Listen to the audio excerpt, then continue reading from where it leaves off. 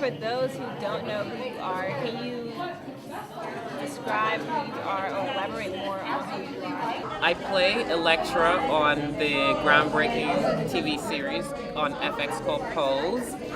Before that, I was director of programs for a nonprofit, a trans-founded and led nonprofit called Destination Tomorrow, which became the first LGBTQ center in the Bronx. And I also modeled professionally, working with Adrian Alisea, Marco, the Blondes.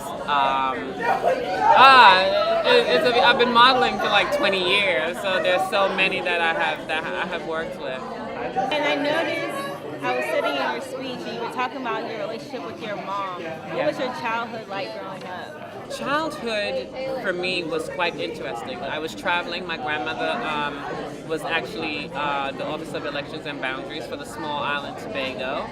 And there was a lot of clout that came with that. You know, I went to private school all my life, never attended a public school until I went to college. And then when I came here, I started going to Owings Mills High. But growing up was when I discovered that I was different. I was about 4 or 5, and it was difficult because people kept saying to me, "You're not a girl. You're not a girl. Stop acting like that. Don't do that." And I fought. I tried so hard to be this image of masculinity that my surroundings, my environment told me that I was supposed to be, and I'm just going to be that. And by the time I was 11, I was being sexually molested and raped. So that just put another downer on me. But the one thing I had was the love of my grandmother and my family. And that love that they had for me made me want to strive to be a normal, as society would say, a normal human being. But I realized that there was nothing normal about me. So my childhood was both filled with great joy and discovering people that lived in other places that didn't have that much, but they were still so happy, you know, enjoyed going out and having to work the land every day and use cattle and come home and cook fresh food. Those were the kinds of things that really like made my childhood so fulfilling. The traumas were just teachers of where I was supposed to go in life. So you mentioned you were homeless, and then you went into like an apartment where Pose was. So how was that transition? How did you overcome that? Homelessness was bittersweet. And I would say that because the sweet was that I was able to be myself. Sleeping in the street at night, that's not an easy thing, it's dangerous. I found people, surprisingly, that were also homeless, that we got together and we would watch each other's backs and stuff like that. When I stood in the apartment, the penthouse, as I was filming the scene with Chris Maloney, and I looked over, it brought tears to my eyes. Because I thought to myself, 20 years ago, that's where you were, and now you're up here. But in between that, there was perseverance, there was determination, there was rejection, there was disappointment.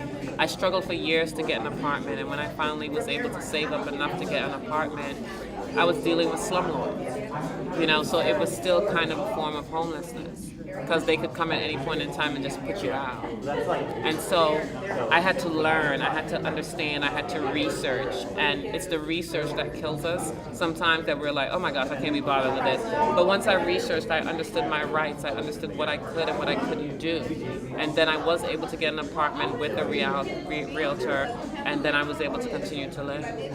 When was your first appearance on TV? My first appearance on television, I would have to say, is around 2000 in the movie with Alan Payne and Erica Alexander, 30 Years to Life. Yeah, I was an extra on that. And then after that, I was on America's Next Top Model as a guest. We were doing some voguing things with Benny Ninja. Then I went on to do Strut, and there have been some little things in between that, you know, sometimes you might look over them. Has enough progress been made in the representation of transgender in the media?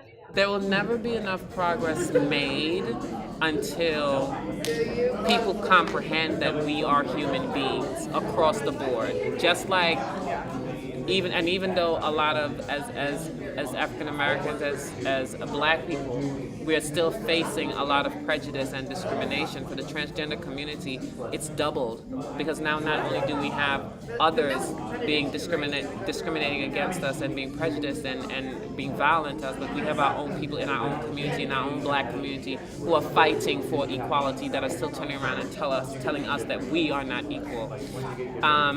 Progress would really be made when we can stop having to put trans in front of it and just be people. Are movies and TV shows featuring prominent people breaking barriers or reinforcing stereotypes?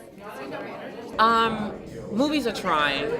The media is trying. Mr. Murphy's the first one that really broke the like, he didn't just squeeze us through the gate, you know. As you'll see in some shows, they have like one trans character who they look to for comedic relief, or one trans character who is explaining to everyone how they transitioned. Mr. Murphy, along with the expertise and experience of Janet Ma and Our Lady J, they were able to now come in there and say, look, we don't need to see these people transition. They're already in their lives. Trans people can be in their lives.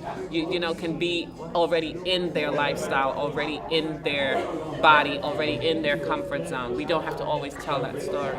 So movies and shows are moving forward, but it wasn't until Pose that you really got the idea that we were actually human and not something to be studied, or, oh my gosh, you know, they have a show about them trans people on TV, let's go watch it.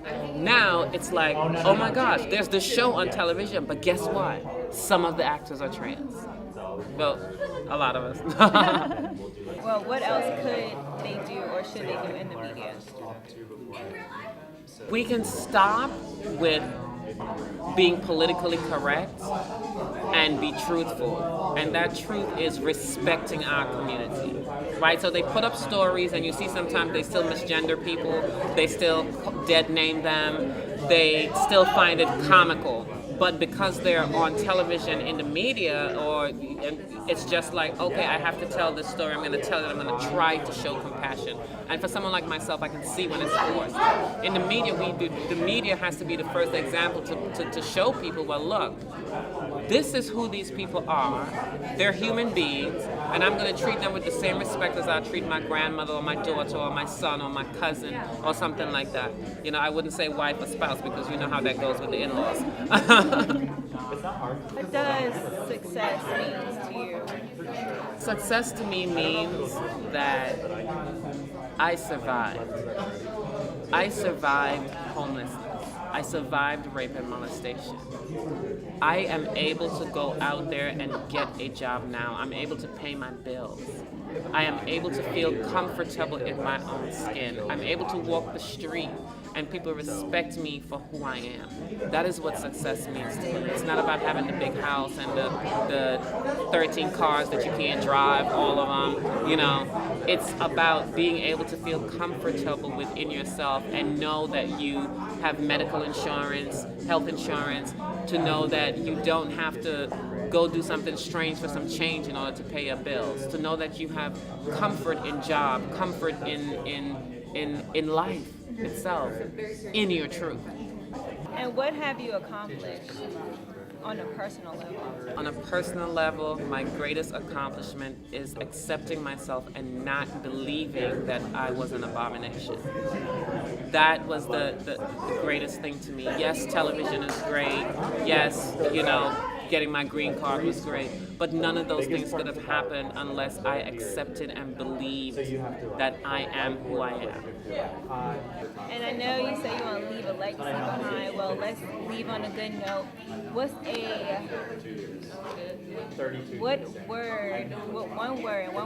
describes you? Can you describe yourself in one word? Powerful.